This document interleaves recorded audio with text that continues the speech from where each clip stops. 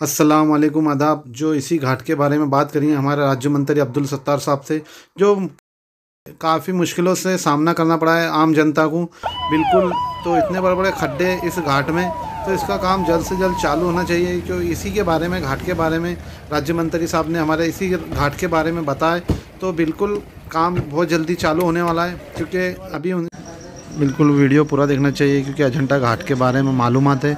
Ajanta news को like करो, share करो, सब्सक्राइब करो। आता कोणताही रोग राही येऊ नये आणि परत आज राज्य मंत्री अब्दुल सत्तार साहब जो हमारे घाट के बारे में बताएंगे।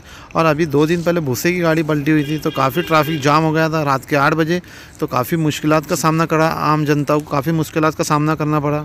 म्हणजे सर अजिंठा घाटाचा रस्ता, अजिंठा घाटाचा रस्ता पण मी तेच बोलू लागलो, त्याची तर आजच सही झाली। आजच वन मंत्री महोदयांनी सही करून पाठवली। आता 2 दिवसात त्याचा GR निघल नागपूरवरून, आणि एकदा तो GR निघाला का ते कॉन्ट्रॅक्टर फास्ट त्याचा काम करतील। घाट कटिंग केल्याशिवाय एक इथे आणि एक चौक्याजवळ 2 ठिकाणी वन विभागाच्या मधून तो रस्त्याचा रुंदीकरणाचा प्रस्ताव शासनाकडे होता, आणि शासनाचे वन मंत्री यांनी तो मंजूर केला। नियमाचं शासनाचं पालन करायचं आहे। तत्पूर्वी शासनाकडून इथे डॉक्टर येणार आहे। प्रत्येक दुकानदाराने, कर्मचाऱ्याने त्यांची टेस्ट करून घ्यायची आहे। त्याच्याशिवाय कोणी दुकानात बसू नये। दुकानात बसताना प्रत्येकाने मास्क लावायचे, सोशल डिस्टन्सचा पालन करायचं। तेवढी मी सर्वांना कळकळीची विनंती करतो आणि आशा करतो की तुम्ही हे पूर्ण करणार।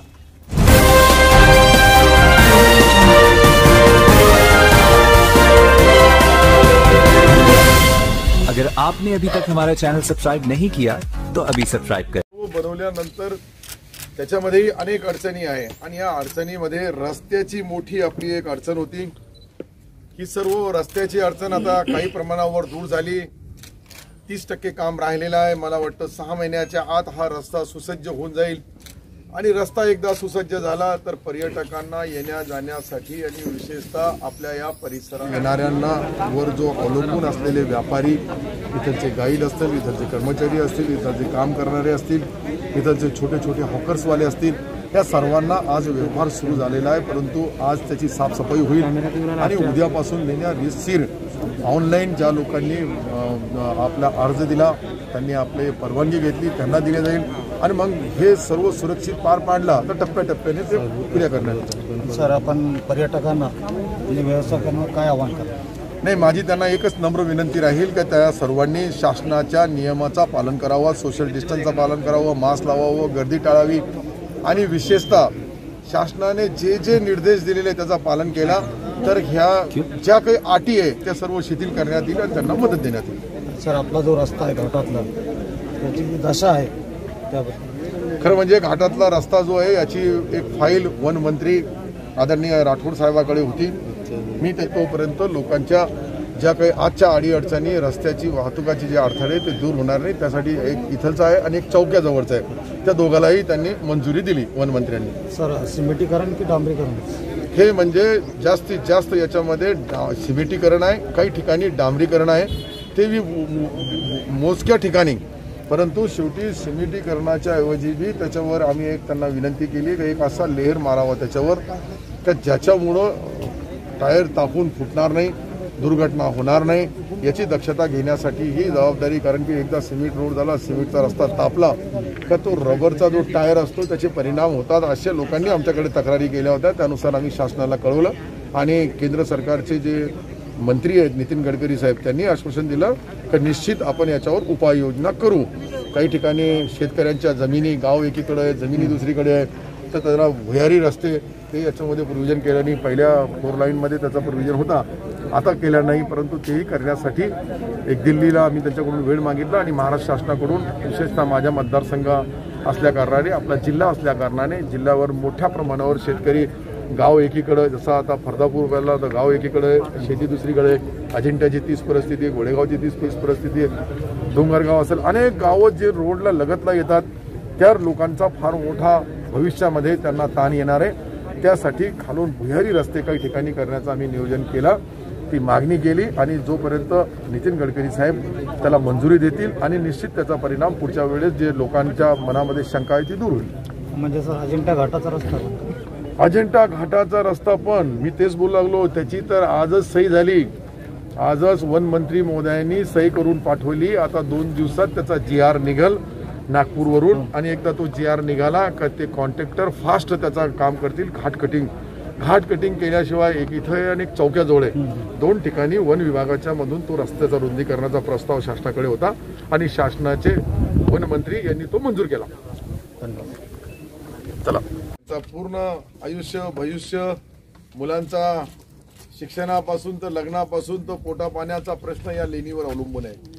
आणि पर्यटकच आले नाही, लेणीच बंद राहिली तर परिवार कसा होईल. मोठं संकट अनेक दिवसापासून मी पाहू लागलो की तुम्हाला जो संकट होता त्या संकटामधून बाहेर काढण्यासाठी खरं म्हणजे आम्ही उद्धवजी ठाकरे साहेबाला, आदित्यजी ठाकरे साहेबाला विनंती केली आणि त्यांनी आमच्या विनंतीला मान देऊन ही लेणी आज उघडण्याचा निश्चय, निर्णय, अध्यादेश आणि ऑर्डर पण काढलेली आहे. ती ऑर्डर सर्वांकडे इलेक्ट्रॉनिक मीडिया, प्रिंट मीडिया सर्वांना देण्यात आलेली आहे. त्याची आज पहिल्या वर्तमानपत्रामध्ये किंवा चॅनलवर बातम्या आल्या तर जागतिक पर्यटक असतील, देशाचे पर्यटक असतील, राज्याचे पर्यटक येतील.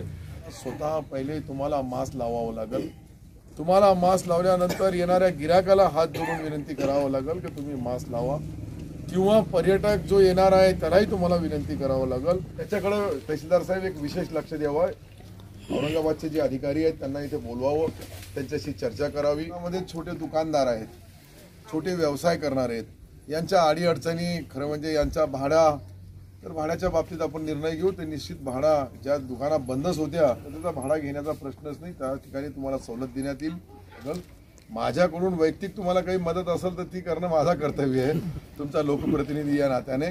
परंतु पण आता करणार काय, लॉकडाऊन होता, लॉकडाऊन मध्ये सर्वांचे लॉकडाऊन झालेले बॅटऱ्या काहीच राहिलं नाही. काही लोकांना तर मोबाईल कसा येऊ लागला आणि कसं बंद करायचा याची आठवण राहू लागली.